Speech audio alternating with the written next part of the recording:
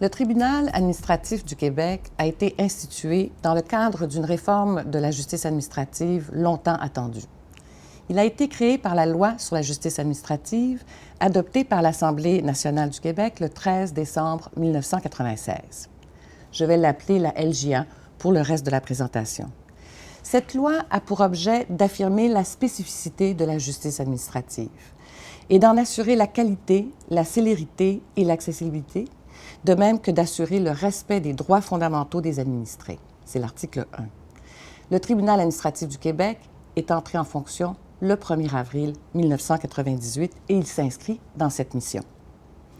L'article 14 de la loi prévoit que le tribunal administratif du Québec a pour fonction, dans les cas prévus par la loi, de statuer sur les recours formés contre une autorité administrative ou une autorité décentralisée. On peut penser à la Société d'assurance automobile du Québec, à l'IVAC, à Retraite Québec ou encore au ministère de l'Emploi et de la Solidarité sociale. Sauf disposition contraire de la loi, le tribunal exerce sa compétence à l'exclusion de tout autre tribunal ou organisme juridictionnel. La compétence du tribunal en est donc une qui est d'attribution d'une part et exclusive d'autre part. Ainsi, avant d'introduire un recours, il faudra donc vous assurer que la décision que votre client désire contester est bel et bien visée par la liste des recours prévus à la loi. Nous y viendrons tout à l'heure. Le tribunal est totalement indépendant et distinct de tout ministère, organisme ou municipalité. Entre autres dispositions de la loi, celles relatives au mode de nomination des juges administratifs, à leur mode de rémunération, ainsi qu'à leur statut, constituent des garanties élevées quant à leur indépendance et impartialité. C'est l'article 41 de la loi qui l'énonce. Les membres du tribunal sont impartiaux et indépendants. C'est l'article 38 qui le prévoit. Ces membres sont par ailleurs soumis à des règles déontologiques. C'est l'article 179.1 de la LJA qui prévoit les obligations déontologiques des juges administratifs du TAC. Ceux-ci sont soumis à un code de déontologie, celui des membres du tribunal administratif du Québec. Les membres avocats sont également soumis au code de déontologie des avocats. Toutefois, cela ne concerne pas les actes juridictionnels qui, eux, ne sont soumis qu'au code de déontologie des membres du tribunal. La loi a créé le Conseil de la justice administrative, c'est l'article 167, devant qui toute personne peut porter plainte contre un membre du tribunal pour un manquement au code de déontologie, à un devoir imposé par la LJA ou encore aux prescriptions relatives aux conflits d'intérêts ou aux fonctions incompatibles. C'est l'article 182. Le TAC est un tribunal spécialisé. D'abord, un tribunal spécialisé par section. Les recours sur lesquels le tribunal exerce sa compétence d'attribution touchent divers secteurs d'activité. Aide sociale, santé, éducation, immobilier, environnement, territoire agricole, permis, etc. Aussi, 4 sections ont-elles été créées par la LJA pour traiter des recours selon les secteurs. De plus, il existe, comme je vous l'ai dit en introduction, au sein de la section des affaires sociales, une division de la santé mentale. Voyons quelles sont les 4 sections du tribunal. La section des affaires économiques s'occupe de recours principalement concernant des permis ou autorisations prévus dans différentes lois de régulation économique, professionnelle ou commerciale. On peut citer, à titre d'exemple, les permis de vente d'alcool en vertu de la loi sur les permis d'alcool. Une seconde section est celle de la section du territoire et de l'environnement qui s'occupe de recours principalement en matière de protection du territoire et des activités agricoles, ainsi qu'en matière de qualité de l'environnement. Une troisième section est la section des affaires immobilières qui s'occupe de recours principalement en matière concernant la loi sur la fiscalité municipale ainsi que la loi sur l'expropriation. La section des affaires sociales, pour sa part, traite de recours concernant plus d'une trentaine de lois. Elle peut intervenir en matière d'indemnisation, de régime de rente, de sécurité ou soutien du revenu, d'aide et d'allocation sociale, de services de santé et de services sociaux, d'éducation, de sécurité routière et d'immigration. Il s'agit de la section du tribunal qui instruit le plus important volume de recours. En effet, sur un inventaire total d'environ 17 500 recours au 31 mars 2016, quelques 12 500 ressortissent de la section des affaires sociales. La division de la santé mentale fait partie de la section des affaires sociales. Cette division ne fait pas l'objet de la présente formation, comme je vous l'ai dit en introduction, mais l'on peut quand même en donner un bref aperçu. Cette division s'occupe de 2 types de dossiers en matière de santé mentale. Les dossiers concernant la mise en liberté ou la détention de personnes souffrant d'un trouble mental qui ont été accusées d'avoir commis une infraction criminelle, pour laquelle ils ont reçu soit un verdict d'inaptitude à subir leur procès, ou encore ont reçu un verdict de non-responsabilité criminelle pour cause de troubles mentaux. Le tribunal siège alors en tant que commission d'examen des troubles mentaux.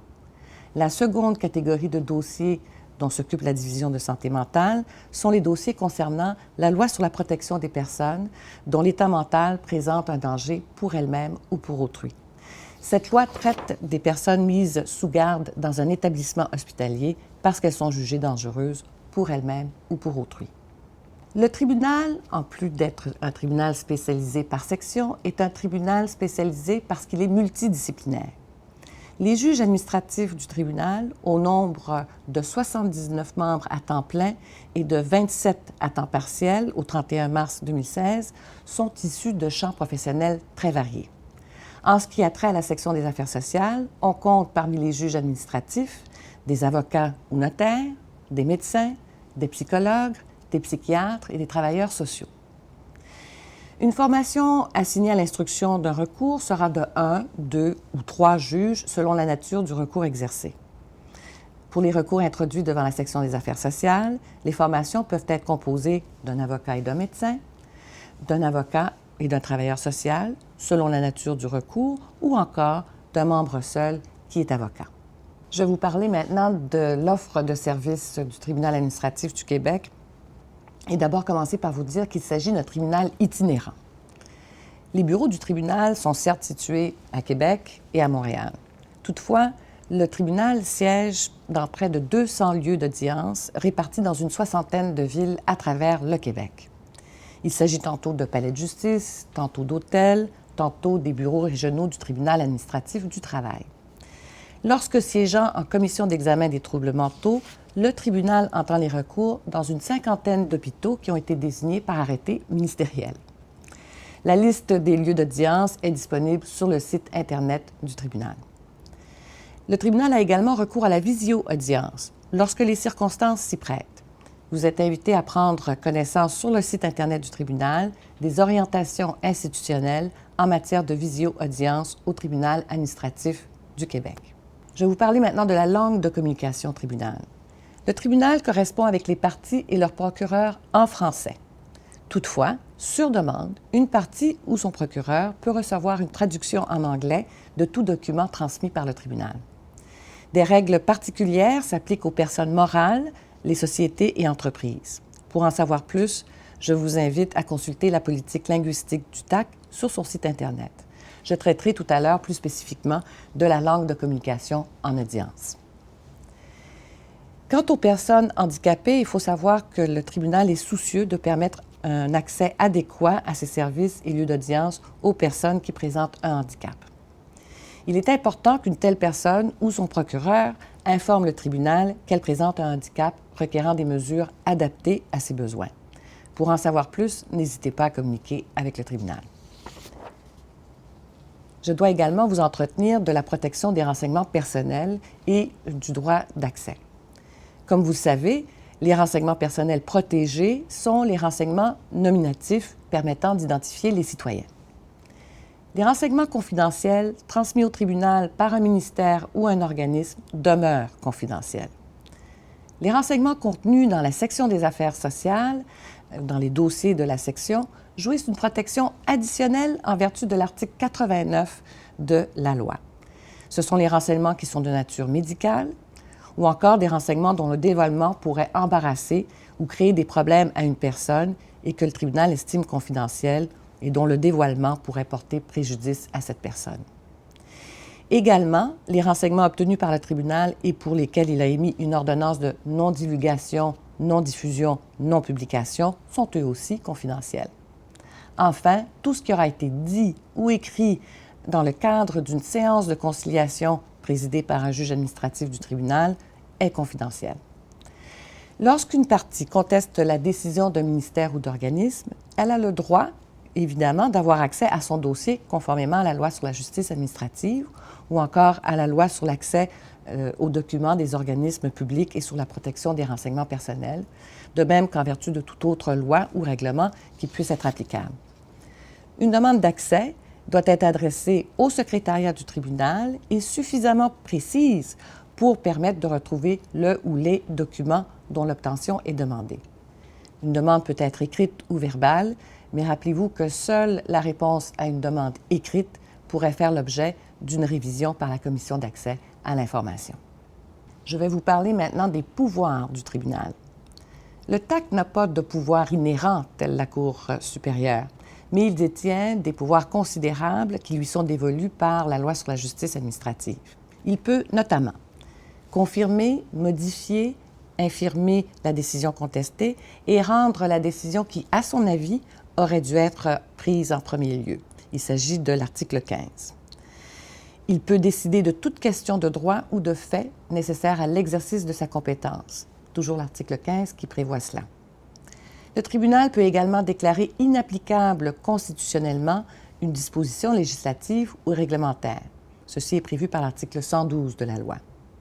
L'article 74, quant à lui, prévoit d'une part que le tribunal détient les pouvoirs d'une commission d'enquête, sauf celui d'imposer une peine d'emprisonnement, et que le tribunal détient également le pouvoir de rendre toute ordonnance de nature à sauvegarder les droits d'une partie.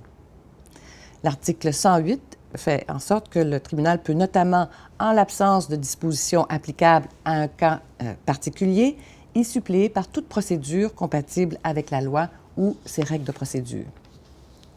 Alors, nous avons donc vu que le tribunal est un tribunal indépendant et qu'il est, de par sa nature et sa composition, un tribunal itinérant, spécialisé et multidisciplinaire.